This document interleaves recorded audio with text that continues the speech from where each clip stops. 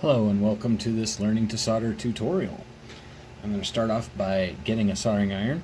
I like to use a pencil, even though I have full-on workstations. If you have one of those, you can set it to 600 to 700 degrees. If you have a pencil, once you plug it into USB-C, you can hit the plus button and it'll heat itself up and it will maintain its own temperature, which is nice. Currently, I have it set a little higher than default, at about 360 degrees Celsius. I'm going to start off by tinning and cleaning the tip in my little, you can use a sponge, or I have some steel wool here, which isn't ideal. Brass brushes often come with a lot of soldering stations, whatever works. And you get it nice and shiny with a pre-loaded amount of solder. You scrape off whatever doesn't stick there, and then you're good for a while. You don't have to do this every single time, but it's handy and it makes the tip nice and sharp and shiny, right? Ready to go. So we're going to start off by heating the thing we want to take solder to, and then we'll touch the solder to it until it melts in. So first I need to place my components, okay? I've got these in different colors to make things a little bit easier, okay? We've got the brown resistor is 1 kilo ohm. The dark blue is 2 kilo ohms. We have a light blue over here, which is a lot thinner, so it's easier to tell apart. This is 430 ohms. It's for the LED, and we have an LED. You can do other colors. I just have yellow here. We're going to be shining through things in other layers, so yellow or white is good to have. So we're going to make a step converter here that's going to take the 5 volts we get from a standard USB port and step it down to 3 volts, which will also get stepped down to the 1.5 that the LED is going to require through this resistor. And that's just going to limit how much can get through to it so that it doesn't burn out that component. So first we start by taking a component and bending the legs. So you can pick this up, just bend the legs at a 90-degree angle. Okay, doesn't have to be exact, but there you go. And this one, you'll see R1 shows 1K beside it, so that's where the 1K resistor goes. We're going to put the brown one in there real quick and push it down. And if you bend the legs on the other side, then it's not going to wiggle and fall out on you, okay? So next up, we're going to repeat that process with the 2K.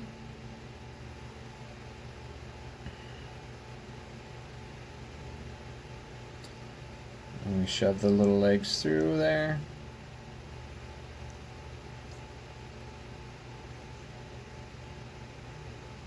Just like so. Doesn't really matter what direction they're bent in. Okay, and I'm going to go ahead and do the other resistor. Coming up, we'll also have a capacitor that is 20 picofarads. That's all fine and dandy, but I will show you in a moment here what it's actually labeled with. So we get that far, okay? So we're going to save the capacitor and the LED for later and do these things first, okay? So I'm going to flip it over now. It sits there nicely. As far as your work surface goes, I have here a silicone mat, which is common, but a silicone, it could be a baking sheet, or I often put tin foil down on a cookie sheet, and then you do all the work above the tin foil, and then whatever falls or drops or whatever, you can just throw the tin foil away, right? So that works. So I'm going to take my soldering iron here and my solder. You always want rosin core solder, because the rosin that's in the middle of it helps it to flow. It lowers its melting point. And this is a 0.8 millimeter size. It's very fine for doing these smaller things, but bigger is okay too. And this is a 63-37% blend. So I'm going to start by touching my iron to the thing I want to get hot. Now there's a little ring around and the leg itself. The leg is thicker and therefore it will heat up slower. So when I touch this down, I'm going to use the side of my soldering iron to make sure it is touching the leg as well as the ring. And then I'm just going to touch this on.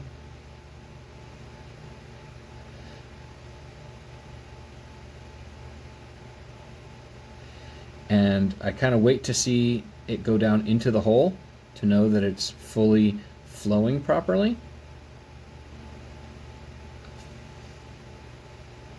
Now typically I have a fan here that would suck in all these harmful fumes for me, but it would be very loud on the video. So instead I'm exhaling as I do this so that it blows the smoke away from me.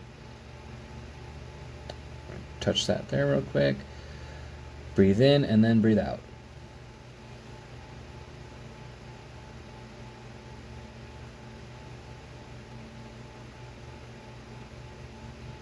See how it resisted for a while there and then it finally flowed? That's what you want. You want it to flow freely off of your soldering iron.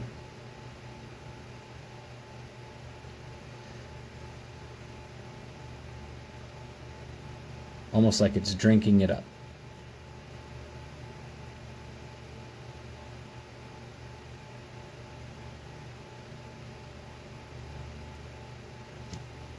And now I have a little bit extra on there. I'm going to go ahead and clean my tip.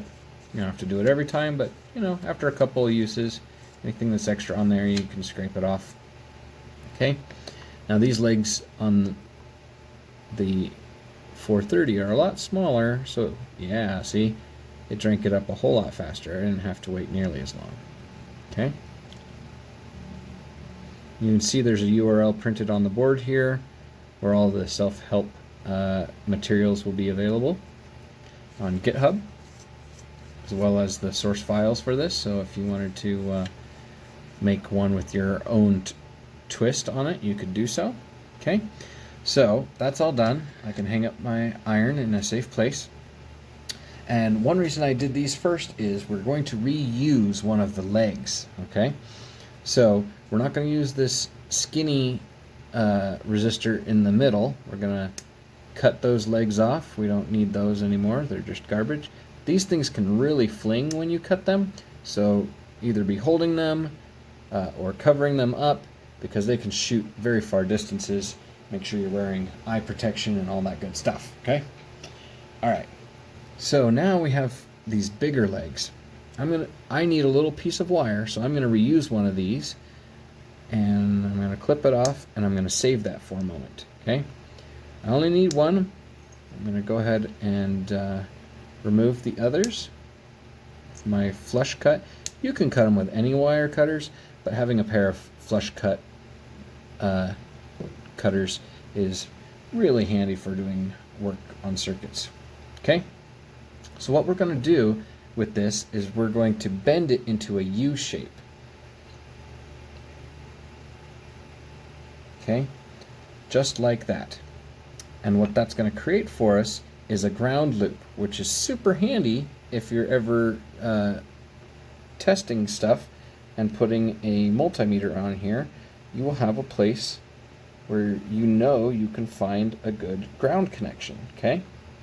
So you fold it into a U, put the leg in each side, and then you can solder that on as well. Okay, so I'm just going to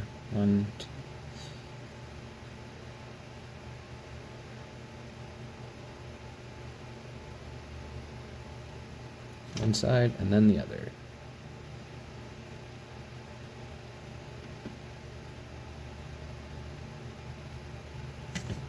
There we go. So now we have a nice ground loop there. We want to make sure that it's not touching the resistor. Mine's bent a little off to the side, so I'm just going to give it a little extra room.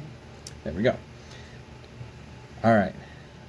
I'm going to pause the video for a moment so I can go retrieve the capacitor.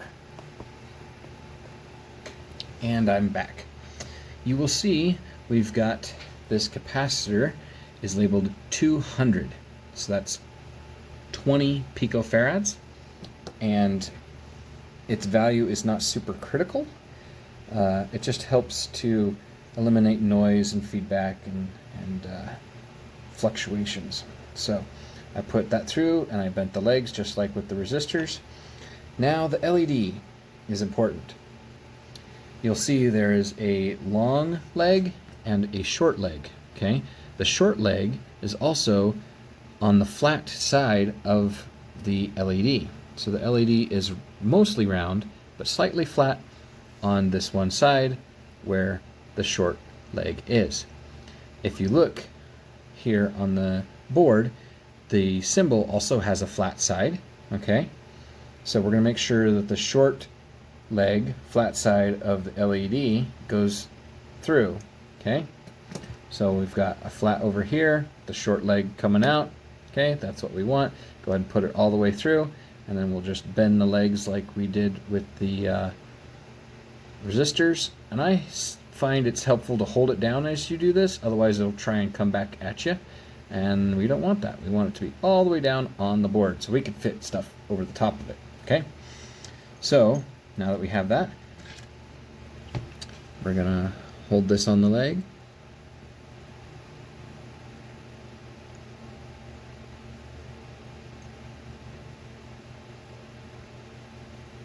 It's getting a little clumpy there. I'm gonna clean my tip real quick. I usually hold it on there and I count a few seconds before I even try applying the solder. 1, 2, 3, 4, 5, 6. Add some solder. There we go.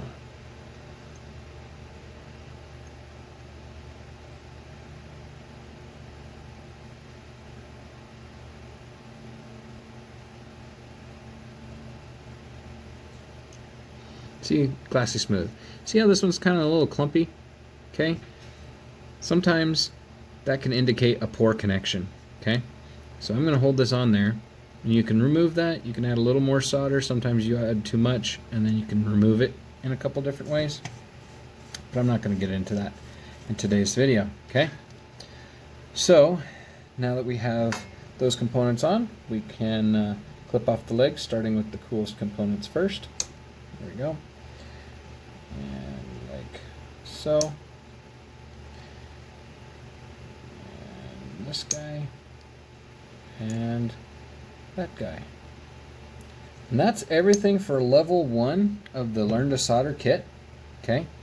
All it does is take your USB power and it steps it down through resistance, restricting it down to other volts needed for more sensitive components and other things we can do with this later. Ohm's law is printed right here on it, so you could do some math yourself to see what it would be like to convert different voltages. Now we need to test this thing. So I recommend not plugging this into your computer, because what if you messed up or something, right? You want to use something that you don't really care about, like an old cell phone charger, for example, a little wall wart or something. Okay, so you take a standard USB port. This board's a little thicker than other US circuit boards, so that it'll hold itself in there, and you stick that in, and when you do, it should light up that LED. Okay, feel free to join us for level 2 and or level 3, where we'll add on and do things that are a little more difficult. Thank you.